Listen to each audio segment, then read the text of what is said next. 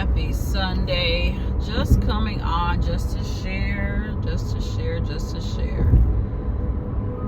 One thing that you want to be mindful of as a believer, as a follower, as a true child of God, as a true man or woman of God, you want to make sure that you are a safe place for other people. If you're a pastor, if you're an apostle, if you're an evangelist, if you're a teacher, if you're a prophet, I think I got all 5. You want to make sure that you're a safe place for other people. We don't talk enough about that.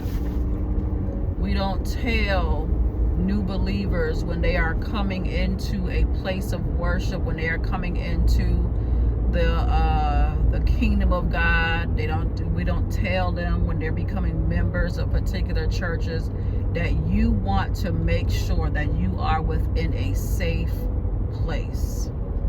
Okay? In so many places that have the title of church are not safe for people, especially when you have had some type of trauma in your life. Too many times these places that claim to be churches are going to re-traumatize you, and we don't talk about that enough. And why does it happen? Because the people within these said places are not safe. Okay? A building can be deemed safe because of the structure and the building materials and how it was built and all of that type stuff. But the people within the building, if they are harmful, if they are corrupt, if they are still of demonic nature, the place is not going to be safe because the people within the building are not safe. We don't talk about that enough. So if you are claiming to be a child of God, if you are claiming to be a woman of God, if you are claiming to be a man of God, if you are claiming that God has called and chosen you to be his apostle, his prophet, his pastor, his evangelist, his teacher, please make sure that you are a safe place for his other children. Please make sure that you are a safe place for those who want to come in and serve him with all their heart and their soul. Please ensure that you are a safe place for people, because you are the reason that so many people are turning away from him. You are the reason. Okay? It's not other people. You need to look in the mirror and say that you are the reason, because you are causing harm to people, because you have refused to get healed, delivered, and set free, and you want to go out here and walk in what is supposed to be a sacred place, to be a sacred calling, to be, you're supposed to be a safe place, but people are refusing to do their work. They keep listening to people be like, oh, well, God will use whoever, and you don't have to be this and you have to be that. You have to be a safe place. Jesus was a safe place. His disciples were a safe place. The place that people are supposed to go to fellowship should be a safe place. So we need the people that's within those places to be safe. We should not be going into a place of worship, a place that has the resemblance of a church, okay? And people are being harmed. People are sharing their trauma,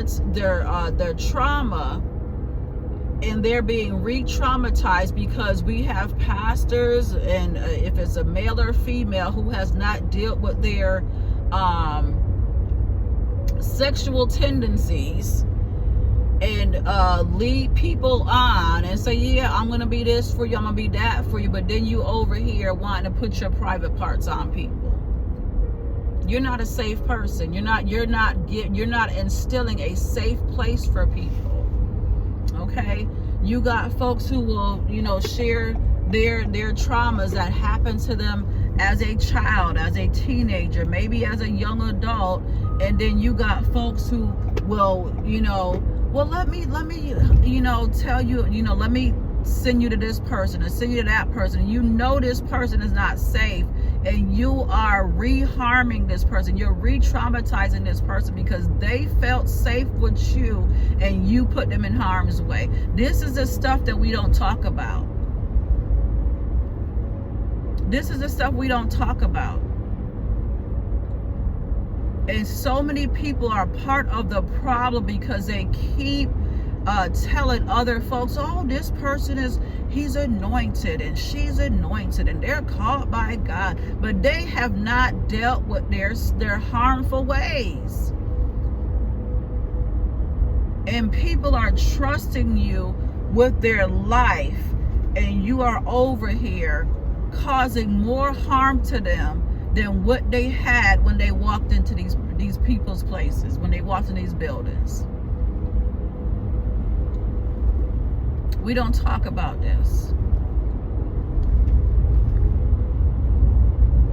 We need to be a safe place. If you are claiming to be a part of the kingdom of God, it should be a safe place for everybody. Not just a pastor and his family. It should be a safe place for every person that is sitting within these pews, that's sitting within these chairs, that's sitting in these places of worship, that's sitting in these buildings. It should be a safe place for everybody. Everybody should feel safe when they walk into a house of worship, when they walk into a church, whatever the name of the church it is. These people should feel safe. Everybody should feel safe.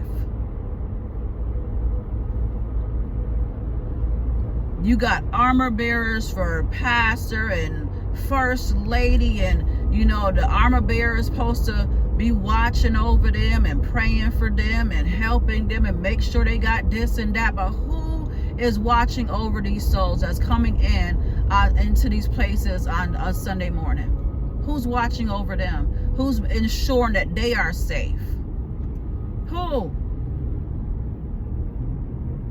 Who's ensuring that they are being taken care of and not being done harm, not being traumatized?